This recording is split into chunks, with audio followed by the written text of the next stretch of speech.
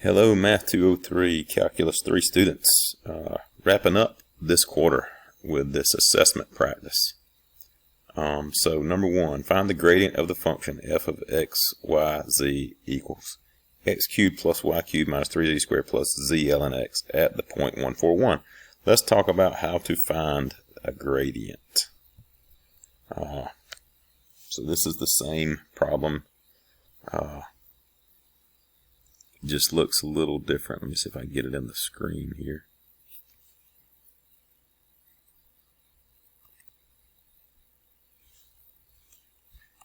Alright, so the gradient of a function is something similar to slope, but just to get down to business, the gradient of a function is this symbol right here. The gradient of f is equal to partial derivative of f with respect to x, comma, partial derivative of f with respect to y. And if it's just two dimensions, that would be it, but however many variables, aka dimensions, there are, that's how far you go with those partial derivatives. And so this is going to be like an ordered triplet will be the answer we're looking for. Once we get those partial derivatives, then we're going to plug in the point. So we evaluate that at whatever the ordered triplet is, in this case 1, 4, 1. So let's find those partial derivatives. I'm just going to say the derivative of x with respect to x, the derivative of f with respect to x, that's going to be 3x squared. That's the derivative of the first term. The second and the third terms would just be 0 because y and z are treated as constants here. So the derivatives of those are just 0. Now the derivative of this last term might be a little tricky. Z ln x. We need to remember first that the derivative of ln x is 1 over x. So the derivative of z ln x will be z times 1 over x. Or in other words, z over x. Alright, what about the partial derivative of f with respect to y? That would be 0 plus 3y squared minus 0 plus 0. So it's just 3y squared. Now the partial derivative of f with respect to z is going to be 0 plus 0 minus, so it's negative 6z. And then ln x is just a constant in front of the z. So the derivative of a constant times z is just that constant. So it's plus ln x.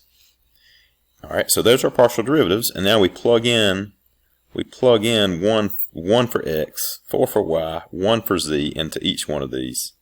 So if I evaluate that, it'll be 3 times 1 squared plus 1 over 1, because z is 1 and x is 1. It's going to be 3 plus 1 is 4. So 4. That's where they get this 4 right here. Alright, that's going to be plugging in 4 for y. So 3 times 4 squared. That's 3 times 16. That's 48. That's where you get that 48 from right there. And then this one, negative 6 times 1 plus ln of 1. Because 1 is x and 1 is z. So that's going to be negative 6 plus ln of 1. You could do it in your calculator, or you could remember, this means the exponent on e, that gives you 1. Well, what exponent on anything would always give you 1? It would just be 0. So that's negative 6, which is where that negative 6 comes from. So that's our answer. Our answer is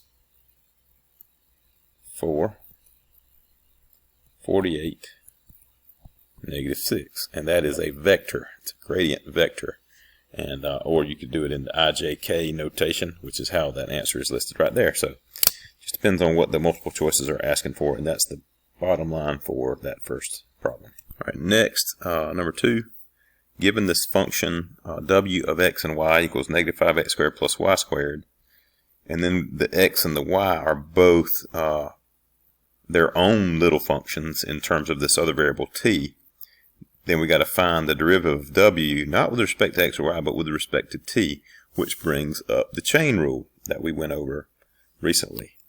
So find partial derivative of w with respect to t. All right, let's go here and do it. So dw dt is going to equal dw dx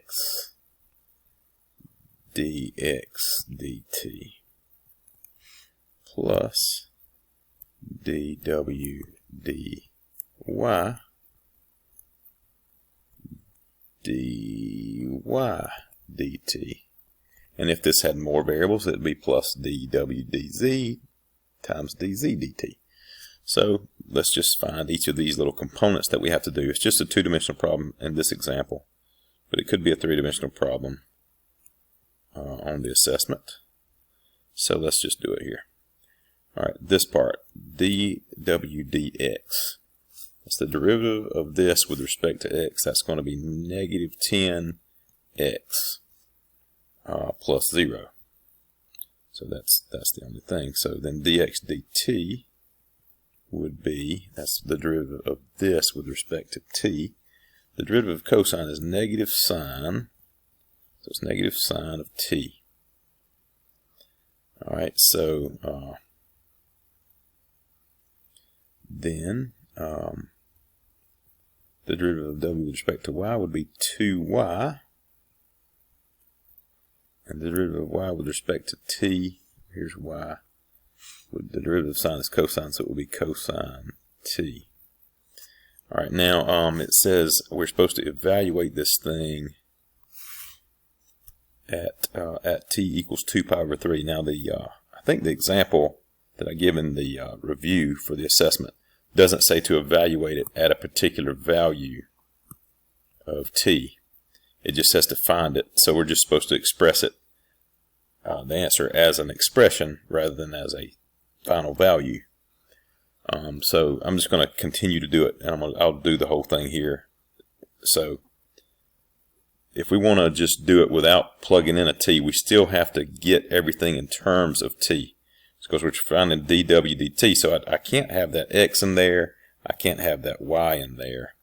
So I'm going to replace the x with its expression in t.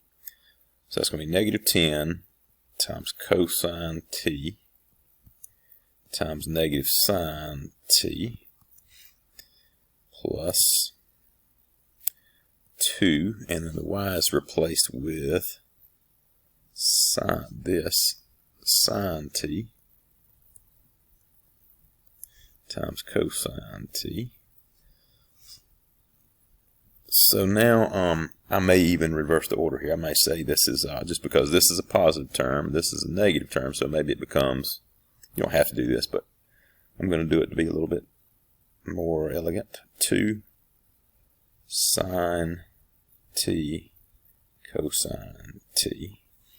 There may also be some sort of a trig identity you could use right there, but I don't think we'll have to do that.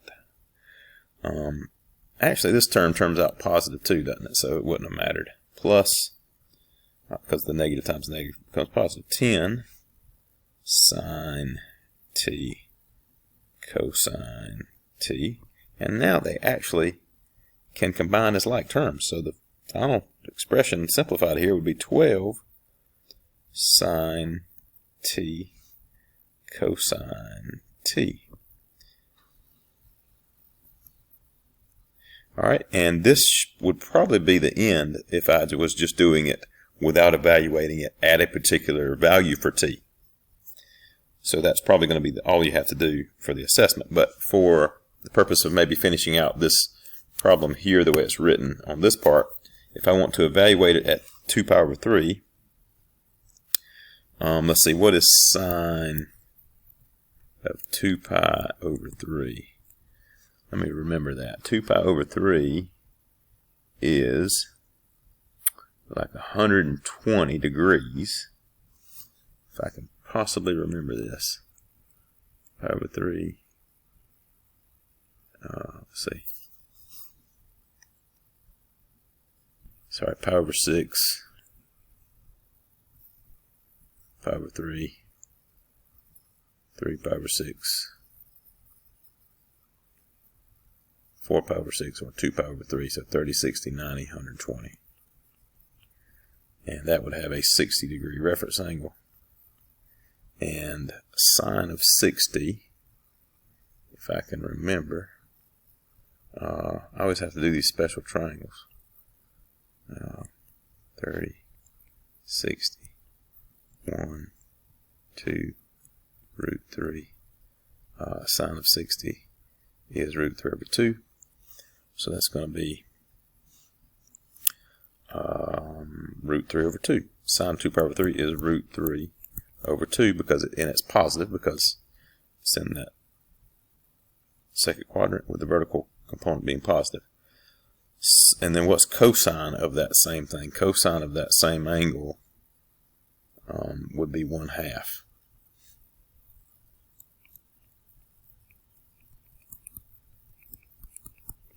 So let me substitute that stuff in there. 12 times root 3 over 2 times 1/2. That's going to be, that combines to make 4. Well, so that, yeah, that and that can make 4. So those can both cancel and make that become a 3. So it looks like 3 root 3. And I think one mistake I made here was cosine of 2 pi over 3 is actually negative 1/2, not just 1/2, but negative 1/2 because we're over here, and so the cosine over here is negative. That's negative 1/2. Calculator can also help you with this probably. So that's a negative 3 root 3, which is the same answer there.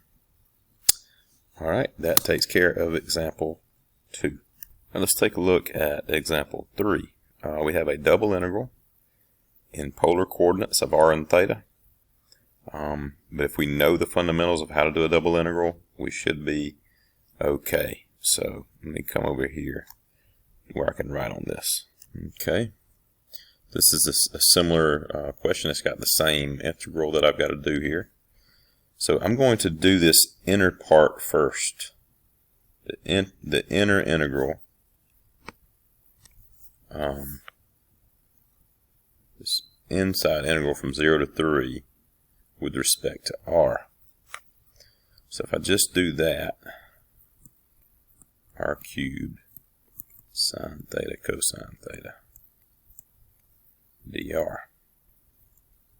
So if I'm doing it just with dr, then the sine theta cosine theta is just treated as a constant.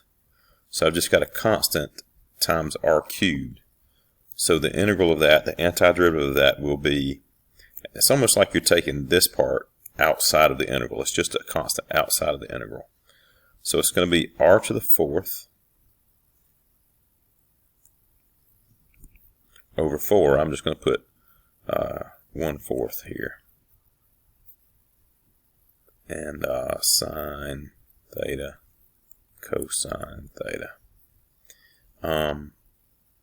Let me just put the 1/4 and the sine theta cosine theta out in front and just leave that r to the 4th. It's the only thing that's changing, the only variable. So I'm evaluating that from 0 to 3, which is going to be 1/4 sine theta cosine theta times 3 to the 4th minus 0 to the 4th, which is going to be 81 minus 0, which is 81. So this becomes 81 over 4 sine theta cosine theta. So that is the result of the inner integral. So I take that expression as now the equivalent of this whole inner integral here, the part that I've got a box around. And so that whole box is replaced by this expression. So now I've got the integral from 0 to pi over 2 of 81/4 sine theta cosine theta d theta. So now I'm just doing the integral of this with respect to theta, and theta is the only variable here, so that's good. The 81/4 is a constant. I can just kind of bring it out front. In fact, I'll just rewrite it.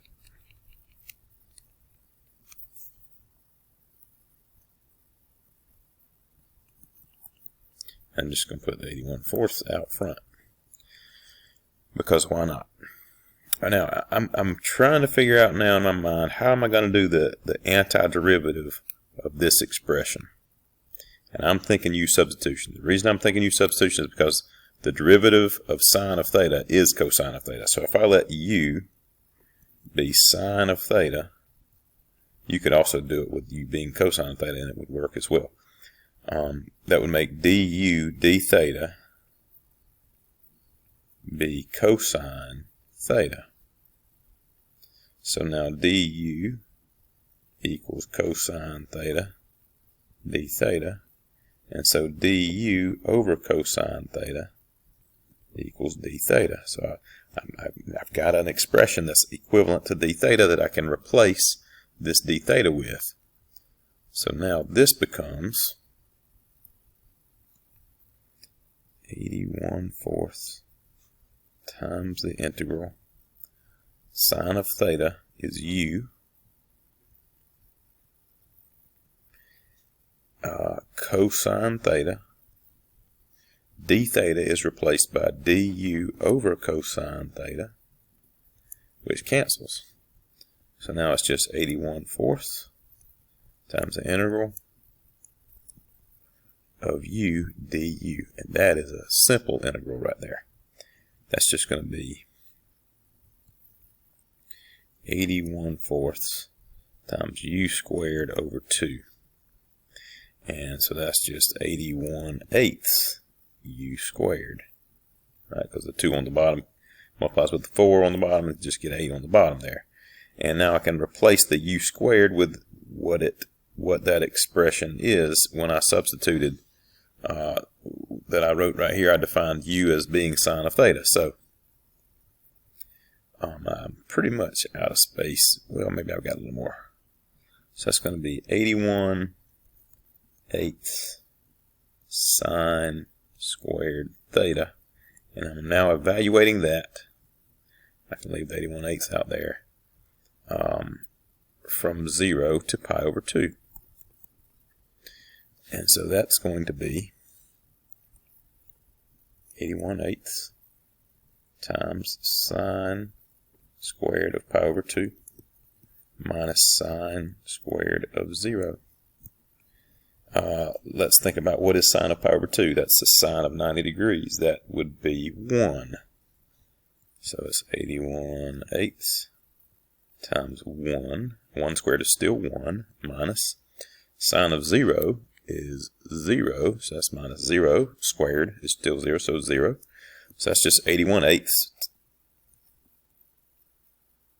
times 1, which is just 81/8. And that would be my final answer on that.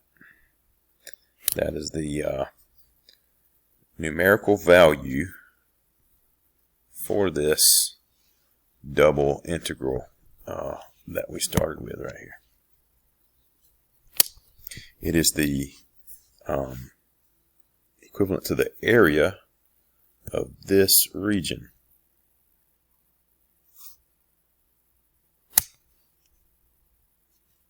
Let's look at example 4 here. So we're evaluating this double integral and dx dy, and it just kind of gives us over this general region R, where R is defined this way.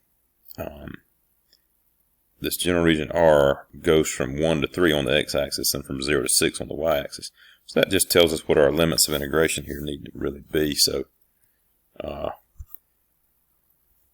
double integral, and notice it's dx dy in the order. So that means dx is the inner integral and dy is the outer integral.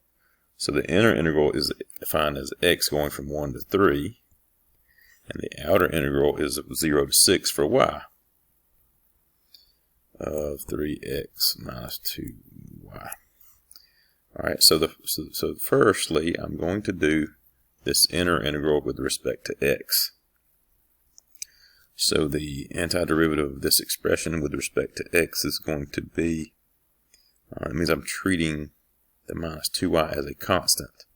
So it's going to be 3x squared over 2 minus 2yx, or x to the first, over 1. The antiderivative of a constant is that constant times the variable of integration, x in this case. And I've got to evaluate that from 1 to 3. And so I'm plugging in 3 first, and that's going to be 3 is going in for x. That's 3 halves times 9 minus 2y times 3. So that's going to be 27 halves minus 6y minus, now I'm plugging in 1. It's going to be 3 halves minus 2y. If I just plug in 1 for x, I get that. So that's 3 halves minus 2y. And I got to distribute that negative, so that's going to be plus, and that's going to change to a minus into a plus. So now maybe I can combine some like terms now. 27 halves minus 3 halves is 24 halves. Negative 6y plus 2y is negative 4y. So that's 12 minus 4y. So that means this whole inner integral results in simply 12 minus 4y. So now I'm doing the integral from 0 to 6 of 12 minus 4y dy. I'm taking the antiderivative of that with respect to y. That's going to be 12y minus 4y squared over 2, which is 12y minus 2y squared. I'm doing that from 0 to 6. So that becomes 12 times 6 minus 2 times 36 minus 12 times 0 minus 2 times 0. So that whole thing is just a 0. So it boils down to that calculation right there, which, let's see, 12 times 6. The same thing as 36 times 2, that's 72, minus 72. I believe that's just 0. So I believe that the full answer to that double integral would be 0, which probably means that there's a, if we do the sine, if this is talking about a signed area or a signed volume, then there's enough area below some curve and enough area above some curve to cancel each other out to get that answer of 0. Alright, we're going to go ahead and look at number 12, which is about Green's theorem, because I think the one we're on now is about Stokes' theorem, and Green's theorem is actually a precursor to Stokes' theorem, so we need to look at Green's theorem first. Alright, here's what Green's theorem is.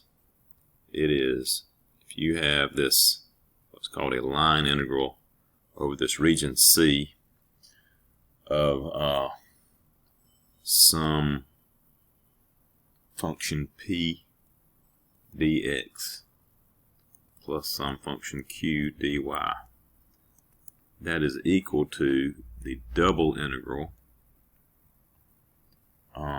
of, and this is weird here now, the partial derivative of q with respect to x minus the partial derivative of p with respect to y and then it's dA. But the dA is actually, that's just part of the theorem, but it's really going to always be dy dx. You could switch it, but let's don't worry about that kind of confusion right now. And then you have to figure out what limits of integration to put on here to match the region C, as in terms of y's in the inner integral and x's in the outer integral. All right, let's apply that to this problem. Okay, so if we look at this problem, this is P, this is Q. All right, so we need to find, so if Q is 2y squared, then the partial derivative of Q with respect to x, which is what we need to find for this up here, is equal to what? That's the derivative of this with respect to x. That's just going to be 0. And then if P is 7xy, then dP dy, partial derivative of P with respect to y, is just going to be 7x. So this part right here becomes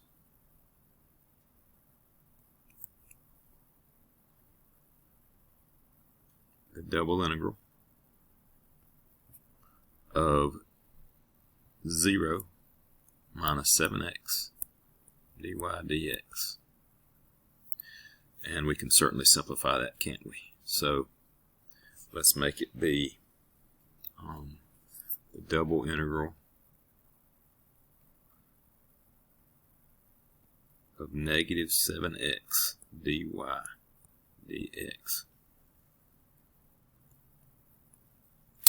All right, now the next step is to find our limits of integration.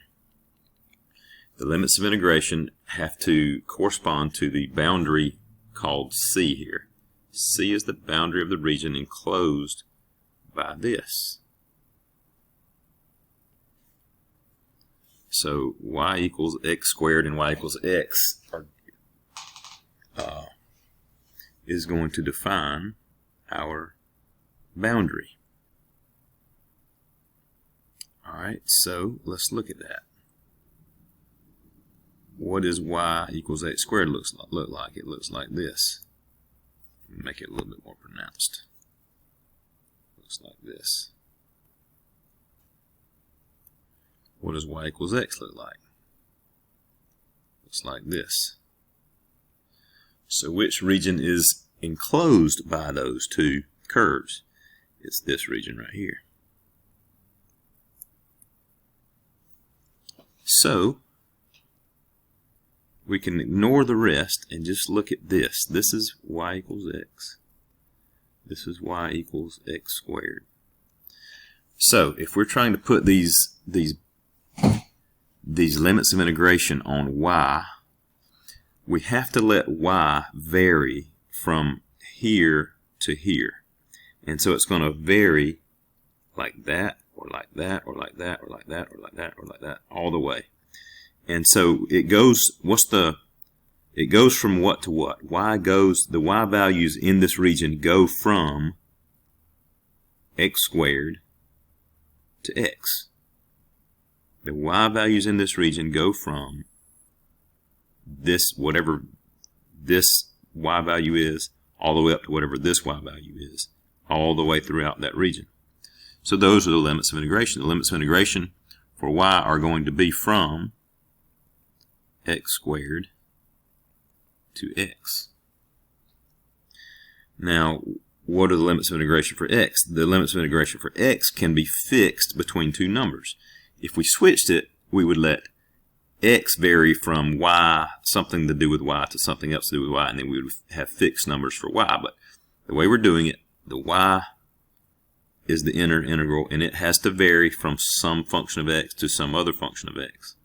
And the x is going to vary from whatever this constant x value is to whatever this constant x value is. So what is this x value? That's obviously 0.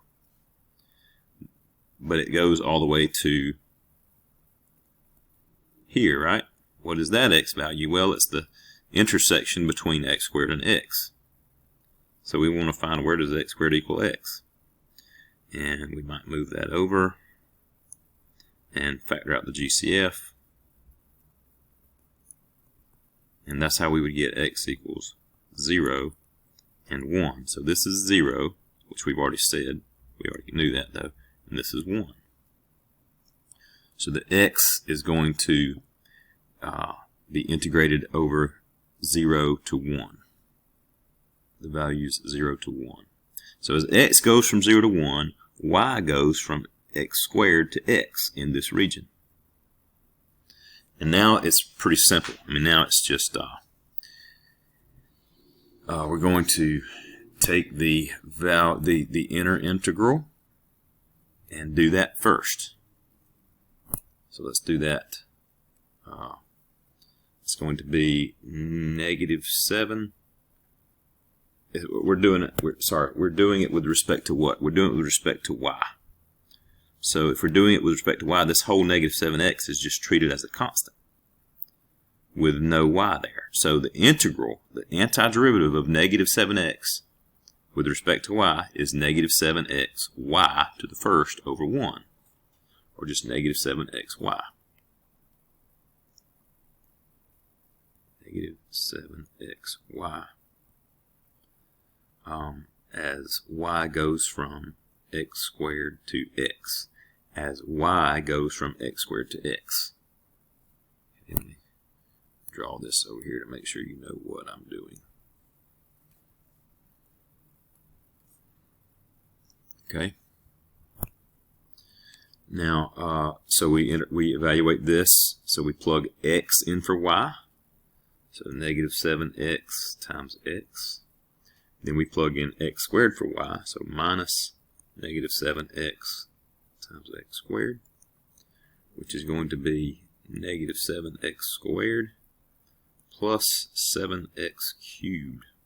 And that is the result for the inner integral. So I'm going to substitute this in to there.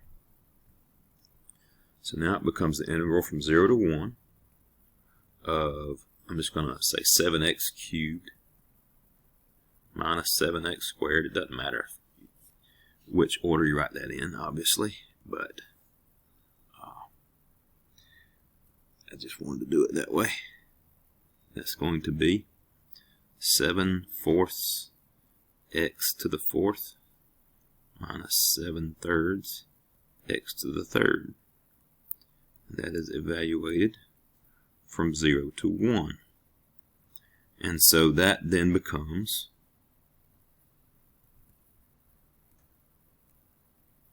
7/4 times 1 to the 4th minus 7/3 times 1 to the 3rd minus 7/4 times 0 to the 4th minus 7/3 times 0 to the 3rd. Well, obviously this whole expression becomes 0. So then this just becomes, and 1 to the 4th is just 1, and 1 to the 3rd is just 1, so this just becomes 7/4 minus 7/3. You get a common denominator, so I multiply this by 3 and 3. Multiply this by 4 and 4. So that's 21/12 minus 28/12, which is what? -7/12. And that is the final answer.